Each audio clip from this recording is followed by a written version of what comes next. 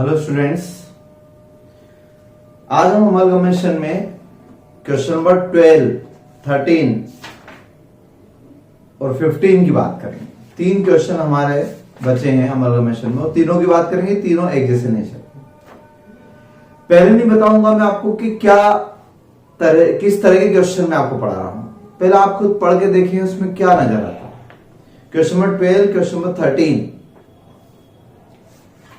तो मैं आपको पढ़ाता हूं क्वेश्चन नंबर 13। दोनों सेम है, 12 and 13। Balance sheet of X company limited on 31 March are is under. Balance sheet दे रखी है, वही सब चीज दी है बैलेंस शीट में दोनों कंपनी की। अब दोनों कंपनी की बैलेंस शीट के बाद क्या लिखा? It was proposed that X limited should be taken over by Y limited. X limited should be taken over by Y limited. ध्यान से पढ़ना। इस बार पहली कंपनी वेंडर है। अक्सर हमारी आदत रहती है कि पहली कंपनी परचेजर होती। एग्जामिनर ऐसी फालतू की चीजों में ज्यादा उलझाता है, ठीक है ना। तो एक्स लिमिटेड जो है वो वेंडर है और वाई लिमिटेड जो है वो परचेजर है ना। Propose that X limited should be taken over by Y limited. Following arrangement were accepted by both the companies. Goodwill of X is considered valueless. किसकी गुडविल? X की। तो X की assets liability तो हम लेते हैं, इसलिए मेन सारे पॉइंट असेट लायबिलिटी रिवैल्यूएशन किसके इंपॉर्टेंट होंगे? वेंडर। क्योंकि एग्रीड क्या हुआ? तो एग्रीड ये हुआ कि उसकी गुडविल वैल्यूलेस मानो, ठीक। तो नहीं लेंगे फिर हम। तो वैल्यूलेस चीजों को क्यों लेंगे? वैल्यूएबल चीजों को लेंगे ना, वैल्यूलेस चीजों को क्यों लेंगे? Arrears of depreciation in X limited amounting to 40,000। Again X का पॉइंट ध्यान से पढ़ लिया करो। यानी डेप्रिसिएशन कितना एरियर्स है? 40,000। एरियर्स ऑफ डिविडेंड नहीं है, arrears of depreciation means depreciation लगाना रह गया, लगा देंगे तो वैल्यू डिक्रीज हो जाएगी, ठीक। क्लियर। तो ये 2 पॉइंट तो रिवैल्यूएशन के हुए, इसका पीसी से कोई लेना देना नहीं है अभी तक। तो तीसरा पॉइंट क्या है? The holder of every 2 shares in X limited was to receive as fully paid 10 shares in Y limited. अब बताओ ये पीसी का पार्ट हुआ या नहीं हुआ ना पीसी का पार्ट। तो कितने शेयर मिलेंगे? For every 2 shares in X limited, ऊपर लिख दिया है। For every 2 shares in X limited, उनके 2 शेयर के बदले में आप अपने कितने शेयर्स दोगे? कितने? 10 शेयर्स इन वाई लिमिटेड। अब अपने आप को परचेजर माना करो इन सारे क्वेश्चन में, ताकि आप पीसी ढंग से निकाल पाओगे। उसको आपको टेक ओवर करना है, तो बदले में पीसी देना है। उनके 2 शेयर्स के बदले में हमारे 10 शेयर देना है, ठीक। And so much cash as is necessary। इसका मतलब कैश का अमाउंट नहीं दिया, कैश आप निकालो। so much cash as is necessary to adjust the rights of shareholders of both the companies। दोनों के राइट्स एडजस्ट करने का बोला है। अभी तक हम सिर्फ इसके राइट का ध्यान रखते थे, इसकी तो हम बात ही नहीं करते थे। इसकी कंपनी के असेट लायबिलिटी में हमने कभी कोई डिस्टर्ब किया नहीं। ये परचेजर ये तो अपना शेयर इश्यू कर देता था, बस बात खत्म। उनके राइट सेटिस्फाइड होना चाहिए, क्योंकि वो लोग अपना बिजनेस सेक्रीफाई कर रहे हैं। वो शेयर होल्डर अपनी कंपनी बंद करवा रहे हैं, उनकी सारे असेट्स लायबिलिटी आपको दे रहे हैं, तो आपको उनके राइट्स का ध्यान रखना है। बट इस क्वेश्चन में rights of both the companies in accordance with intrinsic value. लिख लो नीचे, इंट्रिंसिक वैल्यू पर अंडरलाइन करो, स्टार बनाओ और नीचे लिखो respective share value. Respective share value, respective मतलब अपनी अपनी शेयर की वैल्यू के अकॉर्डिंग उनके राइट्स एडजस्ट करना है as per their balance sheet, subject to necessary adjustment with regard to goodwill and depreciation. यानी गुडविल और डेप्रिसिएशन का एडजस्टमेंट करने के बाद जो बैलेंस शीट में सब रेस्पेक्टिव वैल्यू आएगी, अपनी अपनी वैल्यू आएगी, उसके अकॉर्डिंग कैश देना। ये नई बात समझाना चाहता हूं, ये तीनों क्वेश्चन। तो ये तीनों क्वेश्चन या ऐसे कोई भी क्वेश्चन आप कैसे एग्जाम में आइडेंटिफाई करोगे? तो मैंने जो वर्ड बताया, on the basis of their respectively, their मतलब अपनी अपनी वैल्यू के अकॉर्डिंग राइट एडजस्ट होना चाहिए, यानी किसी का भी नुकसान ना हो। जब जब ये लाइन आए समझ जाना ये इंट्रिंसिक वैल्यू वाला क्वेश्चन है। और क्या होता है इंट्रिंसिक वैल्यू वाले में, मैं जो अभी स्टेप बताने वाला हूं वो होगा। कोई से भी क्वेश्चन हो, दोनों की शेयर वैल्यू के बारे में बात कहे समझ जाना, नाम चाहे इंट्रिंसिक वैल्यू लिखे चाहे रेस्पेक्टिव शेयर वैल्यू लिखे, ठीक है। तो ऐसे क्वेश्चन में क्या होता है, क्यों होता है, ये सारा लॉजिक हमें क्लियर करना है। रिक्वायरमेंट है determine PC and show the balance sheet, सीधे बैलेंस शीट ही पूछ ली। इस क्वेश्चन में तो फिर भी आपको नंबर ऑफ शेयर्स दिए थे कि 2 शेयर्स के बदले में 10 शेयर। आप क्वेश्चन नंबर 12 पढ़ो, उसमें भी सेम क्वेश्चन है, गुडविल इग्नोर करना है, वैल्यूलेस है, एरियर्स ऑफ डेप्रिसिएशन 4 लाख है, share holder of B R to be allotted in full satisfaction of claim shares in बिसंस limited in same proportion as the requisite intrinsic value of shares of 2 companies the bear to one another. Again क्या लिखा है, in proportion as respective intrinsic value, respective मतलब अपनी अपनी intrinsic value of shares of 2 companies bear to one another, एक दूसरे से जो बियर करते हैं, यानी again respective share value again. तो यहां एक्सचेंज रेशियो भी नहीं दिया, उन्होंने बोला proportion, proportion means exchange ratio भी आप निकालो कि 2 के बदले में 1 के 1 के बदले में 2, बस कैश देने की बात नहीं कही, उन्होंने बोला रेस्पेक्टिव शेयर। तो इस सब क्वेश्चन में कैसे रेस्पेक्टिव शेयर निकालते हैं पहले वो समझते हैं। और क्यों ऐसा होता है उसका रीजन ये है कि मान लो उज्जैन की श्री पॉलीमर्स एक कंपनी रिलायंस इंडस्ट्री के साथ अमलगमेशन करे, तो क्या इन दोनों के बीच में 1:1 का रेशियो होना चाहिए? क्या इसके 1 शेयर के बदले में उसके 1 शेयर मिलना चाहिए? बताओ आप, ये इसके 1 शेयर के बदले में इसका 1 शेयर मिलना चाहिए क्या? ये रिलायंस इंडस्ट्री है और ये श्री पॉलीमर्स है, ये टेक ओवर कर रही है रिलायंस इंडस्ट्री श्री पॉलीमर्स उज्जैन को, तो क्या आप उसके 1 शेयर के बदले अपने 1 शेयर देगी? नहीं देगी। क्यों? इसके 1 शेयर की वैल्यू मान लो 18 रुपए और फिगर मान लो, तो इसके 1 शेयर की वैल्यू 2400 रुपए, इतना अंतर है, तो कैसे पॉसिबल है? तो डेफिनेटली रेशियो तो आएगा ना, उनके 1 के बदले में 10 है, 10 के बदले में 1, तो महंगा सस्ता होता है ना हर, तो शेयर भी महंगा सस्ता होता है। तो एक्सचेंज ऑफर ऐसे 1:1 डिसाइड नहीं होते हैं, बात ध्यान रखना। और जब ऐसा लिख देते हैं रेस्पेक्ट टू शेयर वैल्यू, इसका मतलब आप निकालो इनके शेयर प्राइस, मार्केट प्राइस नहीं दी, रेस्पेक्ट टू इंट्रिंसिक, इंट्रिंसिक का मतलब होता है आंतरिक, आंतरिक मतलब balance sheet basis, balance sheet basis value निकालना, शेयर मार्केट बेसिस नहीं, बैलेंस शीट बेसिस। तो बैलेंस शीट में हम शेयर की वैल्यूएशन करेंगे, इसकी शेयर की वैल्यूएशन मान लो 240 रुपए आती है और इसकी 2400 रुपए आती है, तो इसका मतलब उसके 10 शेयर के मतलब हमारा 1 शेयर, इतना फर्क आ जाएगा, रेशियो ऐसे होगा ना। या उसके 1 शेयर की कीमत मान लो 1200 रुपए आती है, तो 1:2 का रेशियो बनता है ना। तो रेशियो ऐसे चेंज हो सकता है, इससे पहले इन सारे क्वेश्चन का एक ही कंसेप्ट है कि दोनों, इस बार पहली बार ऐसा होगा जब आप परचेजिंग कंपनी की भी वैल्यूएशन करोगे, यानी इसकी भी असेट और लायबिलिटी को प्लस माइनस करोगे।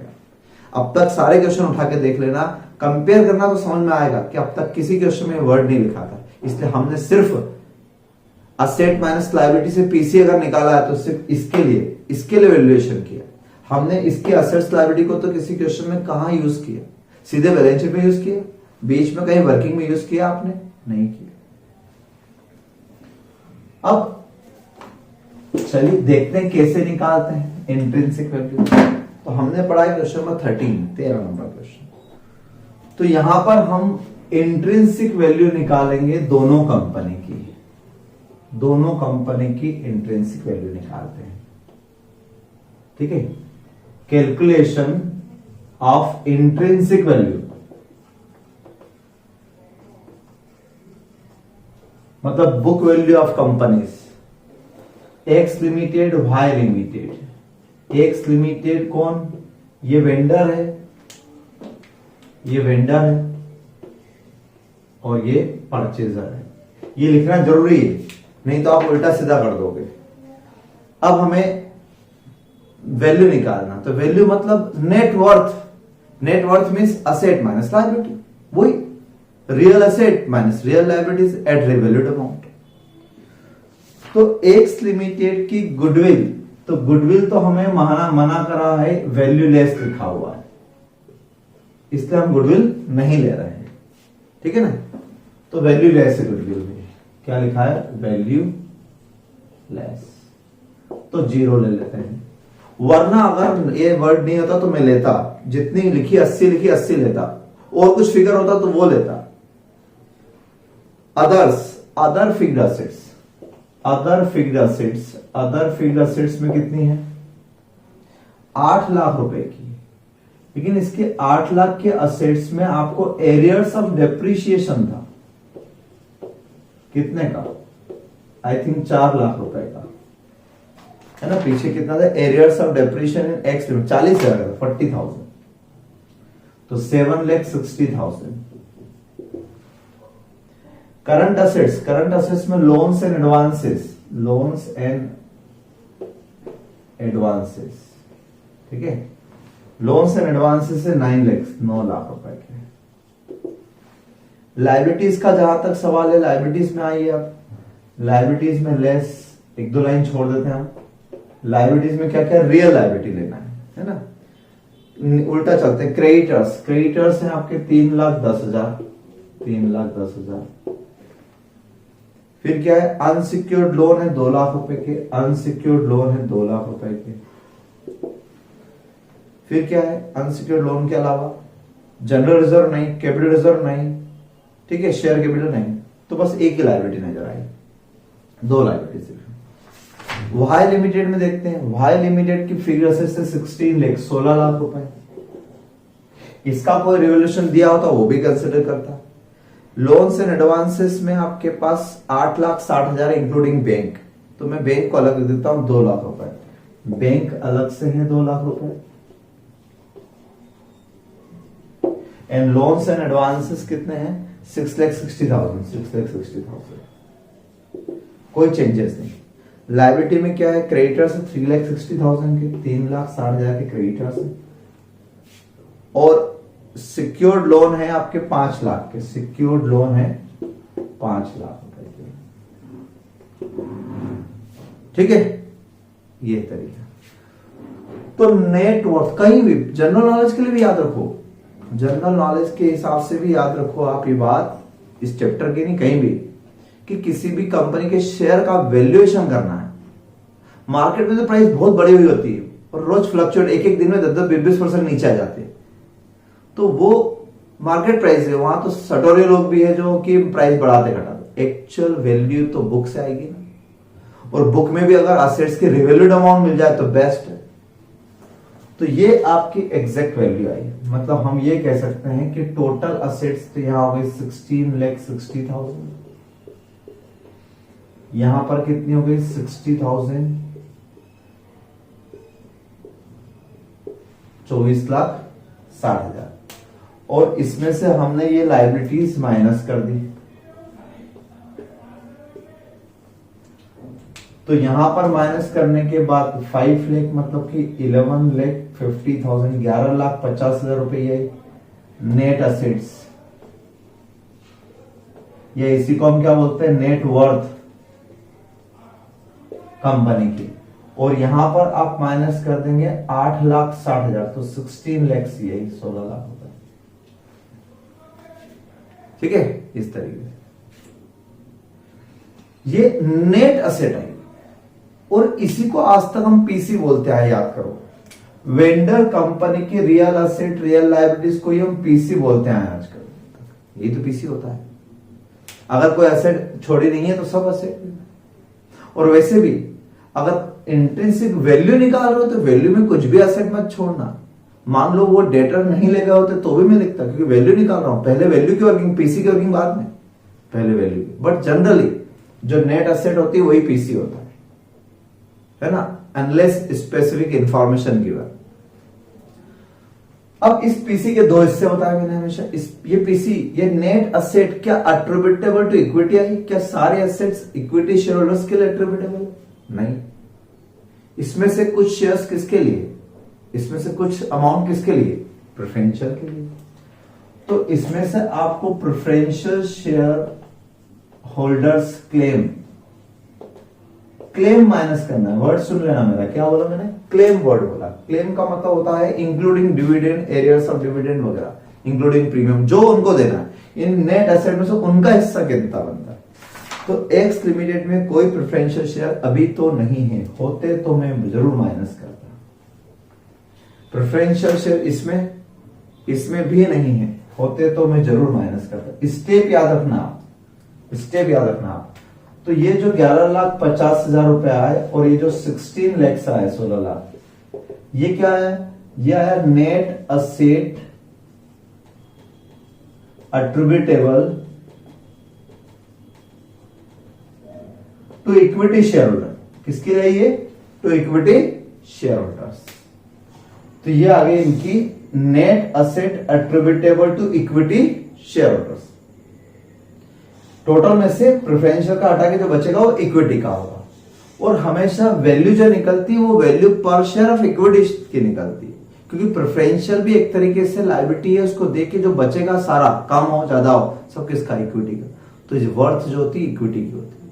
अब इसमें हम नंबर ऑफ शेयर से डिवाइड कर देते हैं। तो नंबर ऑफ शेयर्स इसके कितने? एक्स के शेयर्स है 10,000 शेयर्स ऑफ 100 ईच, 10,000 शेयर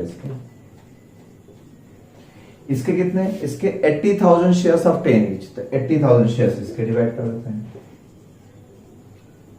इससे इनकी इंट्रिंसिक वैल्यू आ जाएगी। इंट्रिंसिक वैल्यू पर शेयर, एक शेयर की कीमत, यहां एक शेयर की कीमत 115 आई, यहां एक शेयर की कीमत कितनी आ जाएगी? 40 से 40 20 रुपए, 20 रुपीज। ठीक है, ये तरीका रहेगा। अब मान लो इस क्वेश्चन में आपको ये एक्सचेंज रेशियो नहीं दिया होता, 2 शेयर के बदले में 10 वाला, और क्वेश्चन नंबर 12 जैसा होता है। 12 में डायरेक्ट आपसे क्या कहा है? Proportion, in proportion on the base of intrinsic value, यानी प्रोपोर्शन भी यहीं से निकालो। तो कितना प्रोपोर्शन बनता है आप देखो, ध्यान से देखो प्रोपोर्शन कितना बनता है। एक तरीका तो ये है कि आपको दिख जाए तो कैसा, ऐसा कुछ इंटू करो कि दोनों के राइट्स बराबर आ जाए, कितने शेयर्स के बदले में। तो एक रफ आइडिया लेना है तो आप एक काम करना, 115 में 20 से डिवाइड कर देना, इन्हें बड़ी संख्या में छोटी को डिवाइड कर देना। लगभग 5.75 आ रहा है, 5-6। तो हम क्या 6 के बराबर करके देखें क्या? 6 के बराबर, तो 6 के बराबर देखें तो 120 होते हैं, और इसका अगर 2 शेयर देखें या 1 शेयर देखें तो 115 ही होते हैं। नहीं हो पाएगा यहाँ पे राइट। तो एक्सचेंज रेशियो पूरा नहीं निकल रहा, इसीलिए इस क्वेश्चन में उन्होंने आपको एक्सचेंज रेशियो दिया हुआ, वरना क्वेश्चन कुछ ऐसा अरेंज रहेगा कि एक्सचेंज रेशियो बराबर आएगा। जैसे मान लो अगर यहां पर 120 होते तो इनका 1 शेयर और इनके 6 शेयर, ये आ जाता रेशियो, आपका आ जाता ना ये रेशियो। तो राइट्स बराबर, इन्हें किसी का नुकसान नहीं होना चाहिए।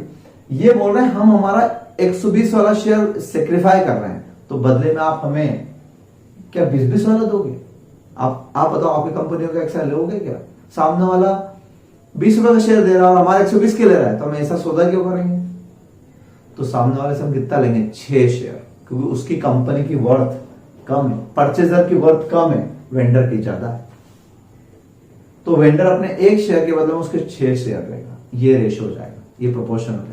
एक तरीका, यहां से अगर राउंडेड ऑफ में मिले तो ठीक, नहीं मिले तो दूसरा तरीका है कि ये पीसी है, अल्टीमेट इसी को पीसी बोलेंगे, जो नेट एसेट होगी उसी को पीसी कहोगे आप, उसी में से प्रेफरेंशियल को दोगे, है ना। और बचा हुआ जो होगा वो इक्विटी को देना है। तो इक्विटी को मुझे 11,50,000 देना अल्टीमेट, और किस रेट से देना है? तो 20 रुपए के रेट से देना है। इसकी वैल्यू कितनी? 20 रुपए, बस सीधा समझ, ये रो याद रखना। वेंडर कंपनी के शेयर होल्डर को कितना देना? 11 टोटल अमाउंट, और इस टोटल अमाउंट में आप अगर 20 रुपए इश्यू प्राइस से डिवाइड कर दोगे, ये अपना एक शेयर 20 रुपए की वैल्यू वाला 20 में इश्यू करेगा ना, तो आप 11,50,000 में 20 रुपए से इश्यू करोगे तो 57,500 शेयर्स इन वाई लिमिटेड, और इसके कितने शेयर्स थे? 10। तो ये रेशो आ गया आपका, ये रेशो आ गया उसका कि उसके 10,000 शेयर के बदले में हमारे 57,500 शेयर्स, ये प्रोपोर्शन आ गया। तो प्रोपोर्शन निकालने का एक तरीका ये भी है, ये वाला तरीका, ये एरो वाला कंसेप्ट याद रखो।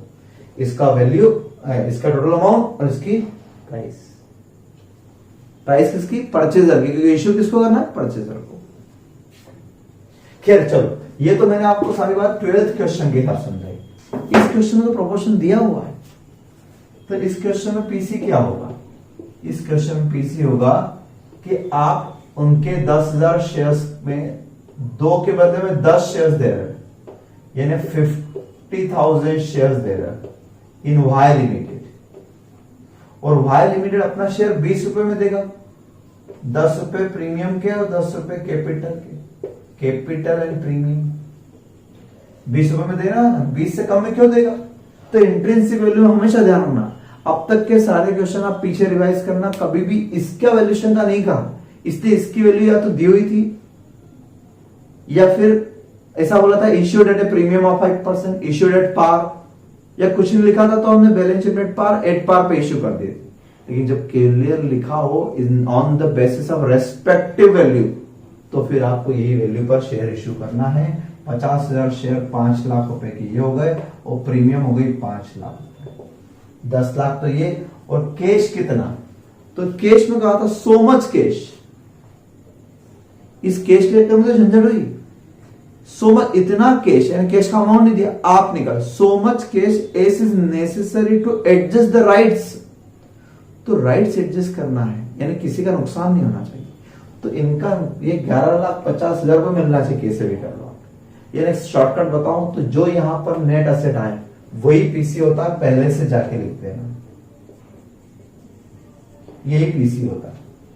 कल हमने क्वेश्चन 14 में हरियन वाई में नीचे किया था, सीधे लिख दिया था। जितना प्रेफरेंशियल आना था प्रेफरेंशियल आ गया था, जितना इक्विटी आना था इक्विटी आ गया था, बैलेंसिंग फिगर कैश यहां पे बैठ गया, ये आपका क्वेश्चन ही खत्म हो गया। लेकिन फिर भी वो लाइन समझाओ, रेस्पेक्टिव वैल्यू राइट्स एडजस्ट, तो देखते हैं इनके राइट एडजस्ट हुए कि नहीं। इस रेशो में इसके 2 शेयर गए 230 रुपए के, और इसके 10 शेयर गए। वेंडर ने अपने 230 रुपए की वैल्यू वाले 2 शेयर सेक्रीफाई किए, तो 2 शेयर के बदले में इसको कितने शेयर मिले? 20-20 रुपए वाले 10 शेयर मिले, तो 200 रुपए मिले, यानी अभी राइट एडजस्ट नहीं हुआ था, कम पैसे मिले थे। कितना डिफरेंस रह गया? 30 रुपए कम मिल रहे थे। कितने रुपए कम मिल रहे थे? 30 रुपए। 30 रुपए कम मिल रहे थे 2 शेयर पे, वेंडर के 2 शेयर पे 30 रुपए कम मिल रहे थे, तो 15 रुपीज पर शेयर का डिफरेंस आ रहा था, यानी 15 रुपए एक शेयर पे, तो 2 शेयर पे 30 रुपए और मिलना चाहिए, तब जाके राइट एडजस्ट हो जाए, तब जाके क्या हो जाए? Right adjust. यानी इसको 30 रुपए और मिलना चाहिए कैश में फॉर 2 शेयर्स। कितने शेयर्स के लिए? 2 शेयर्स के लिए। तो इधर लिखो या उधर लिखो, 30 रुपए यहीं लिखना ज्यादा सही रहेगा, वरना उधर कंफ्यूज हो जाओगे आप लोग। इतना कैश, तो यही बात यहां होगी 15 रुपीज पर शेयर, और इसके शेयर्स कितने थे? वेंडर के शेयर्स थे 10,000 शेयर, वो आएगा 1.5 लाख रुपए। देख आगे ना बराबर अमाउंट, सेम अमाउंट। तो इतना अगर कर सको तो बहुत अच्छी बात, और नहीं तो आप सबसे बड़े तरीके राइट एडजस्ट हो गए। इसका राइट था 20 रुपए का, तो 20 में शेयर इशू करें। उसका था कि 11.40 मिलना, 11.50 मिलना चाहिए, 11.50 मिला, डिफरेंस आ रहा था तो कैश में मिले। ये होता है इंट्रिंसिक वैल्यू। ठीक है, यानी 2 बातें रखना है, एक तो नेट असेट, यानी एक तरीके से यहाँ पीसी जो आया वो नेट असेट मेथड से आया, सीधी सी बात। और दूसरा, इसका वैल्यूएशन क्यों किया? ताकि हम इश्यू प्राइस निकाल सके, यानी एक तरीके से इश्यू प्राइस का क्वेश्चन था। और एक बात बता दूं, आप कंसेप्ट क्लियर रखना, हो सकता है एग्जाम में दोनों की वैल्यू निकाल के दे दे। जब दोनों कंपनी की वैल्यू दी हो तो समझ जाना कि एक कंपनी की वैल्यू दी है पीसी निकालने की, और दूसरे की वैल्यू दी है पर पीसी का पेमेंट करने के लिए। यानी यहाँ क्वेश्चन में डायरेक्ट मान लो 115 और 20 दिए होते डायरेक्ट। एक क्वेश्चन है एसएम में स्टार्टिंग में पीसी निकालने का फर्स्ट सेकंड नंबर, तो अगर वैल्यू दे मान लो इसके 115 और 20 डायरेक्ट दी होती तो मुझे कुछ नहीं करना पड़ता, सीधे पीसी कैसे निकालता। वेंडर कंपनी के एक के शेयर की कीमत 115 है तो 10,000 शेयर की कीमत 11,50,000, ये हो गया पीसी। ये कितने में डिस्चार्ज करेगा, वो करेगा कितने में 20 रुपए शेयर के पास, तो डिवाइड बाय 20 रुपीज, तो ये पर शेयर, तो 11,50,000 ऐसे आ गए। यानी इसके एक शेयर की कीमत 115, 10,000 शेयर इसका इंटू कर दो, ये हो गया पीसी। तो इसका वैल्यू आगे डायरेक्ट यहां आ गया, तो इतना कुछ नहीं करना पड़ेगा, सीधे इंटू कर दो। और ये कितने में देगा अपने शेयर 20 रुपए के रेट से, तो वहीं आ गए अपन घूम फिर के 11,50 देना है 20 के रेट से, सीधे वहां जाओगे आप। करेंगे चलो ऐसे क्वेश्चन भी, फिलहाल हम इसमें आगे बढ़ते हैं। तो अब इस क्वेश्चन में कुछ बचा ही नहीं। अब सर आगे क्या करना है, तो आगे लिखा है एक तो पीसी निकालना है, पूरी मतलब मैक्सिमम मार्किंग इस क्वेश्चन में इसकी होगी पीसी। अब बोला बैलेंस शीट, सीधे एब्जॉर्प्शन की बैलेंस शीट। तो बैलेंस शीट बनाने के लिए आपको मैंने क्या कहा, वही एंट्री कम से कम मैंने कहा 3 एंट्री नहीं तो 1 एंट्री तो कर लेना, और वो भी नहीं करो इस क्वेश्चन में चलेगा, क्योंकि जिस क्वेश्चन में हम नेट एसेट से करते हैं वहां पे गुडविल आती ही नहीं आती ना। अगर आप एंट्री करने भी बैठोगे तो पहली एंट्री होगी बिजनेस परचेज टू वेंडर 11,50,000, तीसरी एंट्री होगी क्या, vendor account debited to bank 1.5 lakh, to equity capital 5 lakh और टू प्रीमियम 5 लाख। आप चाहो तो करके रख लो याददाश्त के लिए। और सेकंड नंबर एंट्री क्या होगी, असेट्स टेकन ओवर, तो assets debit, liabilities credit to PC business purchase, तो डिफरेंस आएगा ही नहीं, no goodwill no capital, 3 entry. चौथी एंट्री डिबेंचर्स की है ही नहीं। पांचवी एंट्री एक्सपेंडिचर की नहीं है, एक्सपेंडिचर की एंट्री भी कहा है, तो बच गए ना आप, सारी एंट्री से बच गए। तो यानी इस क्वेश्चन में बैलेंस शीट बनाना कितना आसान है। इमेजिन से आप करो, लेकिन अगर आपने इमेजिन कर लिया तो एग्जाम में गारंटी करना है मैं डायरेक्ट बैलेंस शीट बना दो। ये रही बैलेंस शीट, ये दोनों असेट्स मिला के लिख दो, ये असेट ये असेट ये असेट, ये लायबिलिटी, और कैपिटल में कितना लिख दो, शेयर कैपिटल 5 लाख से बढ़ा दो, किसकी, वाई की ऑलरेडी है 8 लाख, 8 में 5 और 13 लाख हो जाएगा, ठीक है। रिजर्व सरप्लस में कोई डिफरेंस नहीं है, वाई के रिजर्व सरप्लस एक्स सीरीज देते हैं, एक्स के नहीं लिया आपने, ध्यान रखना। वाई की बुक्स में जो है वो तो रखना है, वाई की बुक्स में इतने बैलेंसेस खुले हुए, इसमें आपने ये और प्लस कर दी, वहां से रिजर्व्स नहीं आए तो उनके रिजर्व मत लेना, लेकिन अपने रिजर्व तो रखेंगे 8 lakh, secured loan 5 lakh, creditors 360 का, और कैश 1.5 लाख रुपए कम कर दोगे आप, बस। तो डायरेक्ट बैलेंस शीट भी बनने की प्रैक्टिस करो, हो जाएगा। और ऐसा ही 12th नंबर क्वेश्चन भी करना है ना। अब 15th नंबर क्वेश्चन में आप सेम इसी स्टाइल में, अब 15th में ये है, 15th में ये दोनों ही वेंडर है, उसमें के और एल दो कंपनी, के लिमिटेड एल लिमिटेड, दोनों बंद होके दूसरी एल के लिमिटेड नई कंपनी बन रही, तो स्वाभाविक बात फिर रेस्पेक्ट टू शेयर वाली बात कहां रही। लेकिन वहां पर फिर भी क्या क्या लिखा है, assume liabilities of both the companies, ठीक है। तो वेंडर कंपनी दोनों एल और दे, दोनों कॉलम बनाना, दोनों ही वेंडर है, तो दोनों की असेट आ जाएगी नेट असेट, यही पीसी होगा, सारे असेट सारे लायबिलिटीज ली। क्या इश्यू करना है, 5 इक्विटी शेयर्स ऑफ 10 ईच वगैरह वगैरह, यानी ये वाला स्टेटमेंट, जितने शेयर, ये भी डबल कॉलम में होगा क्योंकि 2 वेंडर है, 2 लोगों को पीसी देना है, के को और एल को, के को इतने शेयर दोगे, एल को इतने शेयर दोगे, लिखा है। फिर थर्ड पॉइंट में भी लिखा है इतने इक्विटी शेयर देंगे, वो भी लिखा है। और बी पॉइंट में लिखा है in addition necessary cash should be paid to equity holder of both the companies is required to adjust the rights of share holder of both the companies. तो यहां बोथ द कंपनीज का मतलब ये पुराने L और के, और दोनों वेंडर है, परचेजर नहीं, परचेजर में तो नई कंपनी, उसमें तो कुछ है ही नहीं बैलेंस शीट, उसकी वर्थ कहां से निकालोगे। तो वही कंसेप्ट कि दोनों का पीसी आ जाएगा और बैलेंस शीट फिर क्या आ जाएगा, कैश। तो ये क्वेश्चन बड़ा आसान है, बस इसमें वर्डिंग 18, 22, 20 ये आप सोच के करना और मुझे टैली करवाना, और ये क्वेश्चन आपको शायद स्टडी मटेरियल में मिल जाएगा, तो वहां से टैली करेंगे। ये हमारा अमालगमेशन चैप्टर क्लोज होता है यहाँ पर, ठीक है। अब हम कल स्टडी मटेरियल के कुछ क्वेश्चन करेंगे। Thank you so much.